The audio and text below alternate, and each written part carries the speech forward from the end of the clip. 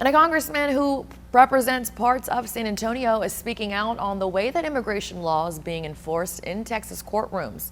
Katie Pratt caught up with Congressman Greg Casar.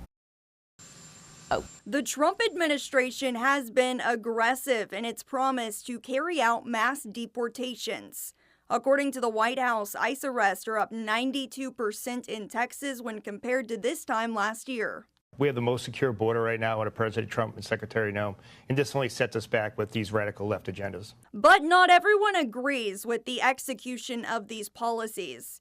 U.S. Representative Casar went to a courthouse in San Antonio on Monday to sit in on immigration court proceedings, which he called deeply disturbing.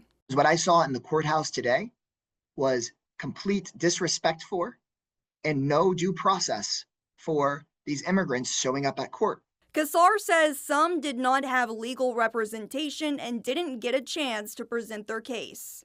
Once you ignore the constitutional rights and due process of immigrants, then that is a slippery slope to starting to ignore due process and constitutional rights for citizen families as well. He was also bothered by the lack of translation because they did not understand what was happening. I was the first person to tell this man that he was likely about to be deported. He then showed me his thumb, which had been clearly chopped in half, severed, where he said that he had been tortured in Venezuela for being an advocate at their national Congress. Other states have reported ICE agents waiting outside of immigration courts to make arrests. And when he stepped 1 foot out of this courtroom, there was a whole group of federal officers. They handcuffed him and then threw him on a bus to God knows where. Recently, the White House has challenged certain amendments in the U.S. Constitution, including the right to due process regardless of someone's legal status, as well as birthright citizenship.